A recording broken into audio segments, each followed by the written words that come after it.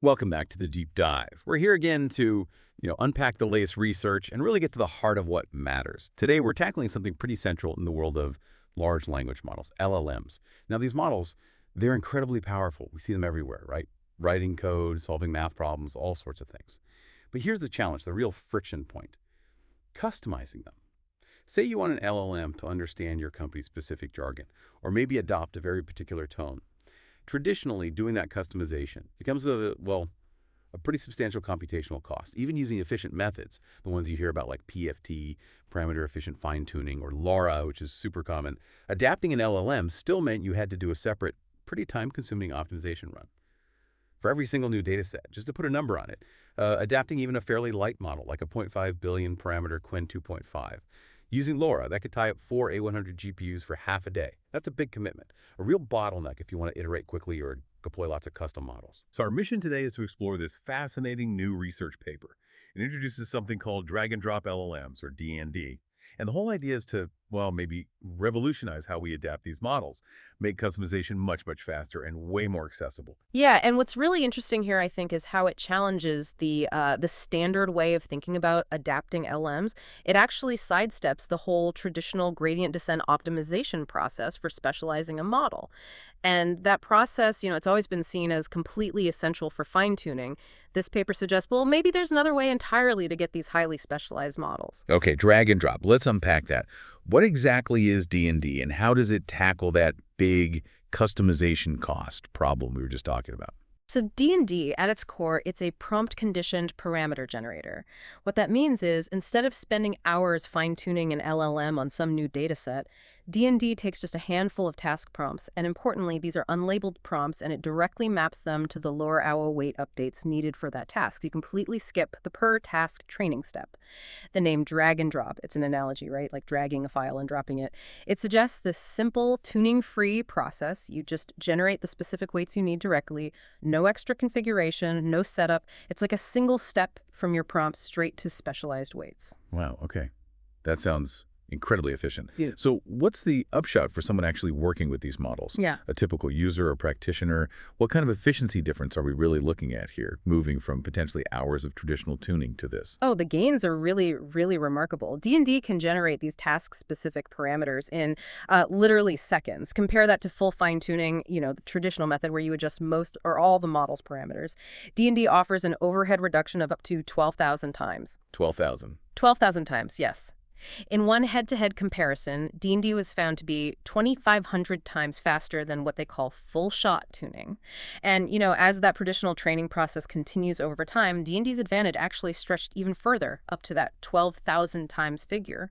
Think about what that means. It just fundamentally changes the speed at which you can develop, iterate, and deploy customized LLMs. For researchers, for companies needing to adapt models, often it turns model specialization from this major roadblock into something almost instant. That kind of speed up is just Yeah. staggering. But okay, the immediate question that comes to mind is performance. Does this speed kill the accuracy? How well do these LLMs, the ones adapted with this drag and drop method, actually perform? Yes, yeah. Especially on tasks they haven't specifically been trained on. That's the crucial point, isn't it? And the results here are really compelling. D&D doesn't just match performance, it actually shows average performance gains, up to 30% over even the strongest LoRAs trained conventionally. And this is on unseen benchmarks covering common sense reasoning, math, coding, even multimodal tasks. So for instance, on the PIQ-A common sense dataset, D&D hit 87.9% accuracy. The training LoRAs, 40.5%. Dramatic difference. Huge difference. Or look at coding on human eval. D&D's pass at one score was 32.7%. The training LoRAs managed 17.6%. And this strong performance holds up even in complex areas like math and multimodal scenarios. So it shows it's versatile, it's effective. You're really getting both things, incredible speed and enhanced performance. Okay, that's impressive. Now, another really important test, especially for a new method like this, is generalization. Can it adapt beyond the exact kinds of tasks it learned from? So, say it learned from common sense reasoning examples. Could it then handle something quite different, like scientific problem solving, maybe with totally different vocabulary, different logic needed? Yes, and it shows pretty robust cross-domain generalization. They actually tested this. So they took a checkpoint, right? One trained initially on common sense reasoning tasks. Then they fed it prompts from a science data set. completely different domain, Hmm. and the parameters D&D generated for that science task still performed better than the average accuracy of the LoRAs originally trained on reasoning. The accuracy jumped from about 35.6% up to 45.3%. Even though it never saw science data during its own training. Exactly. It shows this ability to adapt across quite distinct domains without ever seeing the target data or any labels for it during its initial training phase.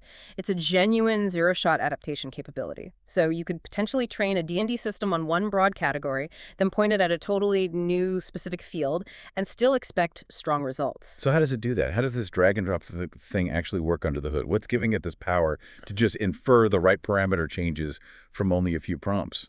Well, it boils down to a pretty clever architecture and a specific training strategy they developed. D&D uses a lightweight, sort of off-the-shelf text encoder. Its job is to take a batch of those input prompts and condense them down into something called condition embeddings. Then these embeddings are fed into a specialized decoder. They call it a cascaded hyper-convolutional decoder. It's designed to basically expand these compressed signals back out into the full set of LoRA matrices needed for the task.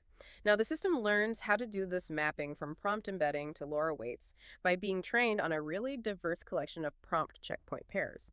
And the researchers highlighted that diversity in the training data is absolutely key. They found one strategy where they randomly picked prompt batches from a bigger pool for each training step. They called it Strategy 2. That strategy turned out to be much better for model generality, for how fast it converged, and even for memory usage compared to just using fixed sets of prompts over and over. Right. So it's not learning the specific weight changes directly, but more like the relationship between the kind of prompt you give it and the kind of weight change that's needed. Like it understands the intent behind the prompts. That's a great way to put it. It learns the correlations. Yeah. And that lets it figure out the right dragging direction, so to speak, for the model, whatever the task might be. They did some ablation studies, too, testing different parts. And they found that using just the raw prompts as the input condition worked best. Apparently using the answers, too, at least for simple common sense tasks, didn't help much because the answers lacked the diversity needed to really guide the parameter generator effectively. And interestingly, you don't necessarily need the latest, fanciest text encoder. Even older ones like Glove or maybe more standard ones like Settenberg, they can work effectively in this setup. So it's quite flexible. Okay, so how does D&D compare then to other approaches people use to avoid full fine-tuning? Thinking about things like, say, in-context learning or few-shot tuning. Right, good question.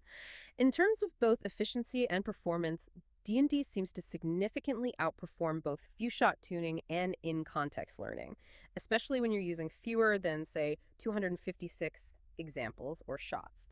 And crucially, D&D does this with almost negligible computational overhead. Another key difference. Both few-shot and in-context learning typically rely on providing answers along with the examples to kind of guide the LLM. D&D, remember, only needs that small batch of unlabeled prompts. That makes it potentially much more practical, especially if you don't have much labeled data readily available. The paper also includes a nice visualization. It shows that the parameters D&D generates end up having a distribution in the weight space that's actually quite close to the ones you'd get from traditional fine-tuning. And in some cases, the performance was even better than full-shot tuning. So it really visualizes that drag-and-drop effect. It's fast, yes, but it's also landing the parameters in a really effective spot. And what about scale? Does this only work nicely for smaller models, or can it handle the big ones too? Because those larger models are often the most expensive and time-consuming to fine-tune traditionally. Yeah, it seems to scale well. They tested it on foundation models up to 7 billion parameters. And D&D consistently outperformed the standard training LoRAs for these bigger models, too, especially on complex tasks like math and coding. They even tested it on tougher benchmarks like LiveCodeBench and saw good results. So it seems robust. It holds promise for those complex, maybe enterprise-level situations where people are deploying these larger models. It suggests D&D isn't just a trick for small models, it's a viable approach across the board. Okay, so wrapping up this deep dive then, what we're seeing with drag-and-drop LLMs feels like, well, a genuinely new way of thinking about adapting these large models. It's not just a faster version of the old way. It seems like a different paradigm altogether. I think that's right. It fundamentally reframes LoRA adaptation. Instead of optimizing weights, you're generating them directly from raw prompts. This prompt weight idea offers this incredibly efficient, really versatile, and high-performing method to specialize LLMs, essentially in a zero-shot way. The paper even suggests thinking about neural network parameters themselves as almost a new kind of data modality, one that can be synthesized directly when needed. It really makes you think, doesn't it? This ability to just drag and drop task parameters in seconds, completely skipping traditional fine-tuning. It could really change things for anyone needing to quickly tailor LLMs for all sorts of different, maybe constantly changing needs.